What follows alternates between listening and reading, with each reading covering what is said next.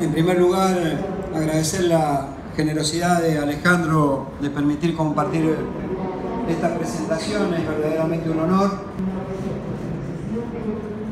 Creo que él desgrana en su libro mucha de la experiencia que tiene en estos 27 años ininterrumpidos dentro de lo que ha sido la función pública, ya sea en la Comisión Nacional de Valores, en el Ministerio de Economía o en el propio Banco Central de la República Argentina. Y creo que por donde ha transitado Alejandro ha dejado una huella importante, no solo desde el perfeccionamiento de su tecnicismo económico, sino también y particularmente porque lo conozco desde el punto de vista humanístico que le da la función pública en la que le toca desenvolverse. Tomando las palabras del diputado y haciendo uso de parte de la lectura de su libro,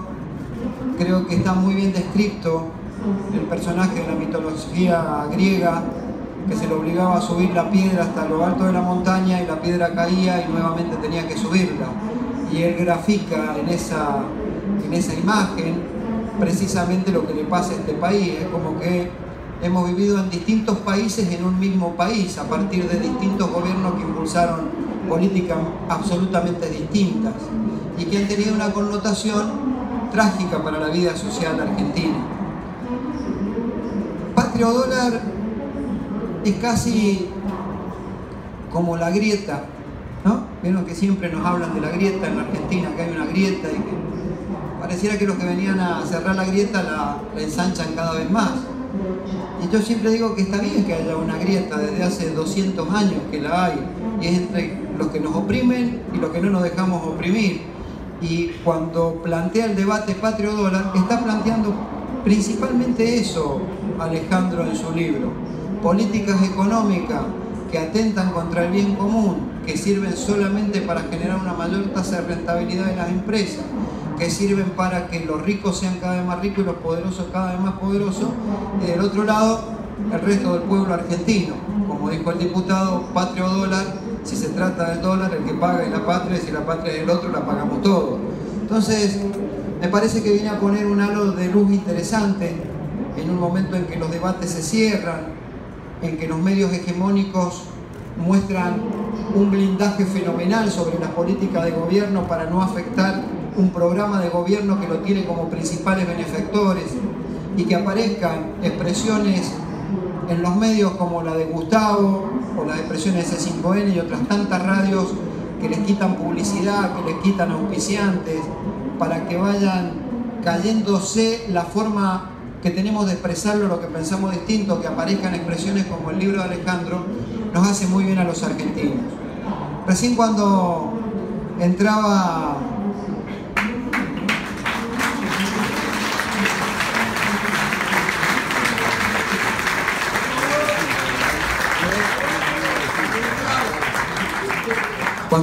Heller decía: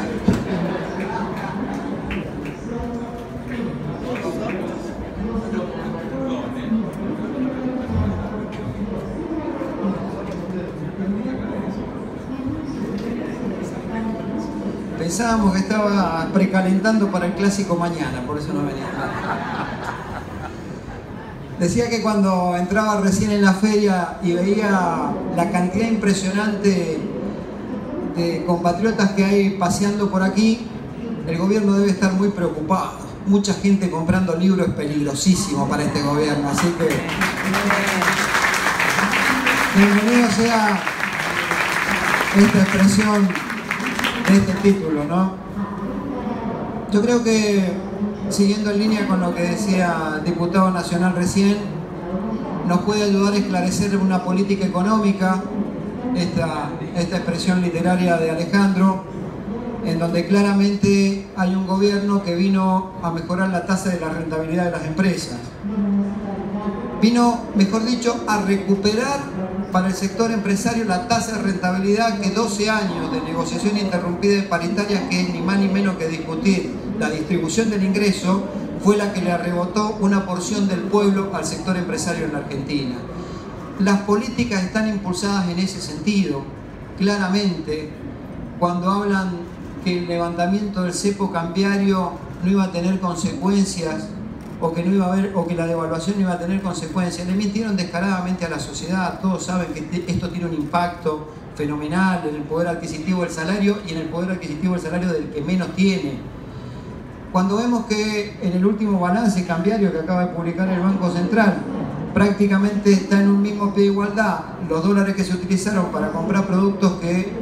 hacen falta a lo mejor para la producción, como los que compraron para acumular dólares, o los dólares turismo, uno se da cuenta que hay una fuga de dólares fenomenal. Entonces el objetivo que buscaron, no sé si es que no lo lograron o en realidad buscaban eso, es decir, buscaban que la devaluación tuviera un efecto fuerte sobre el bolsillo de la gente. Quiero resaltar algo que Alejandro hizo y seguramente él de economía va a hablar y lo explicará mucho mejor. Yo no soy economista ni mucho menos, apenas un dirigente sindical que trata de tener coherencia entre lo que dice y lo que hace. Pero yo quiero resaltar en su gestión como presidente del Banco Central que él tomó una decisión política fuerte, particularmente por el poder que significa el poder financiero,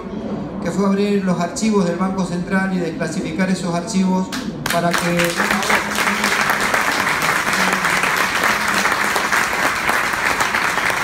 los argentinos pudiéramos saber en el proceso de la dictadura sangrienta, militar y genocida cuál fue la participación activa que tuvieron los hombres del sector financiero. Y no es menor que Alejandro haya tomado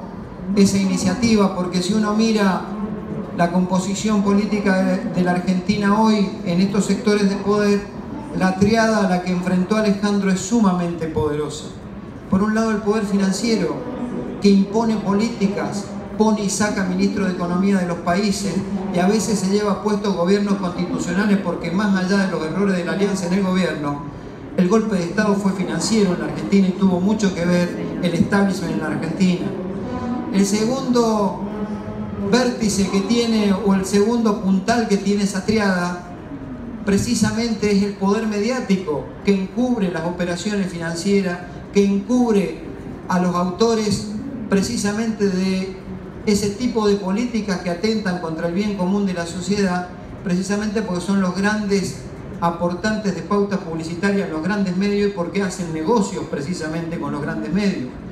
Y hoy la triada la conforma un Estado que en lugar de estar del lado del bien común y de su pueblo, está precisamente al lado de los poderosos para que los poderosos tengan más poder. Contra esa triada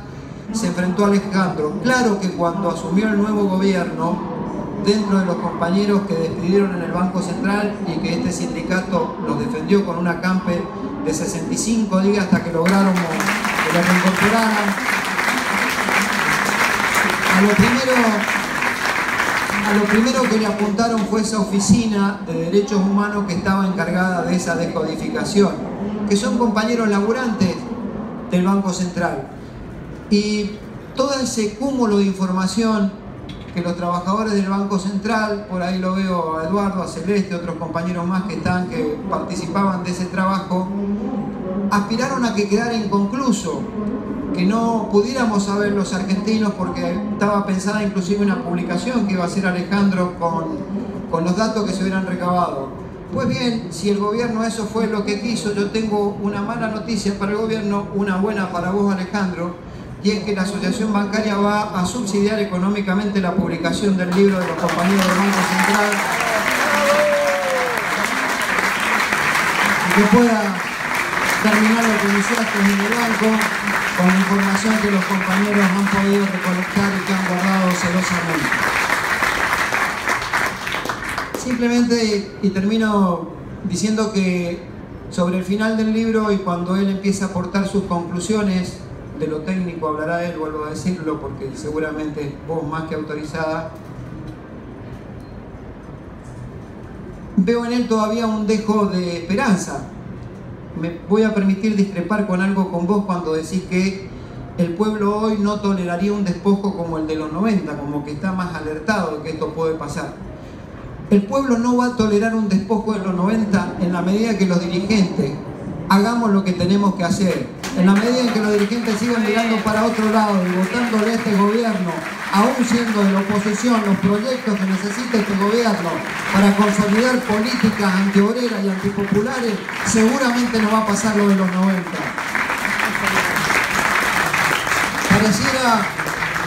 que en estos tiempos de quedar políticamente bien, quedar bien políticamente o ser correctos políticamente, y para que los multimedios no nos ataquen, algunos deciden incursionar casi en ese debate filosófico de Max Weber cuando planteaba la ética de las convicciones o la ética de los principios. Y escudado detrás de la ética de las convicciones y principios, de la ética de la responsabilidad. Pareciera que la responsabilidad de gobernar, algunos gobernadores que no son del signo político de Cambiemos,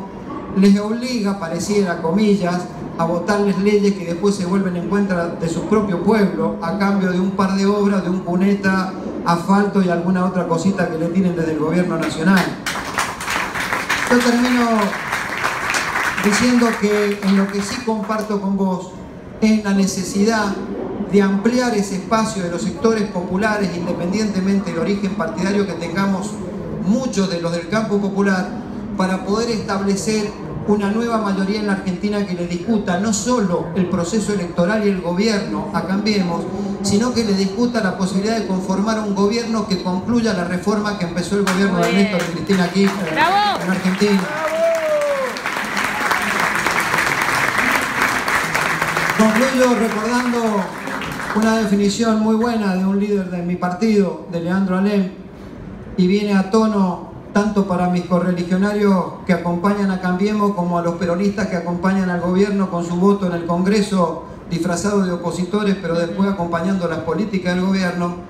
que Alem decía que él no era partícipe de aquellos que creían que en política se hacía lo que se podía, no lo que se quería. Él decía que venía a fijar una nueva posición, que en política se hace lo que se debe, no lo que se puede, y si lo que se puede está mal, no se hace. ¡Bravo! Muchísimas gracias.